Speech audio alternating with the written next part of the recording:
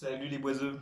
Et pour le deuxième matériau que je vous présente dans la série panneaux, je vais parler du contreplaqué. Donc le contreplaqué, là encore, les boiseux, on se prend pas la tête. C'est parce que c'est des plaques qui sont plaquées les unes contre les autres, donc contreplaqué. Ces plaques sont des éléments donc de bois, des fines feuilles de bois en fait, qui vont être comprimées et plaquées les unes avec les autres. Et l'avantage que ça présente vis-à-vis d'un panneau de particules, c'est déjà d'une part, bon c'est dommage, mon échantillon là a reçu un revêtement, mais il permet de préserver le grain du bois, qui va donc se poursuivre sur toute la longueur. Et le deuxième avantage, c'est qu'en termes de cohésion, donc la tenue de l'ensemble du panneau, on va être sur un panneau qui est beaucoup plus résistant qu'un panneau de particules.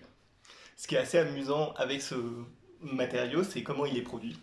Parce qu'en fait, les usines qui produisent du contreplaqué, cet élément, ils vont prendre les grumes et ils vont les mettre dans des espèces de taille-crayon géants.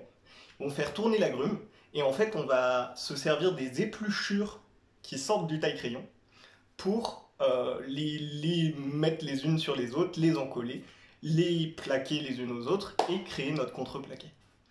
Donc voilà, et bien sûr, on va faire très attention à la couche supérieure et à la couche inférieure, et généralement on va mettre le bois de meilleure qualité ici, simplement pour que l'aspect visuel soit sympathique.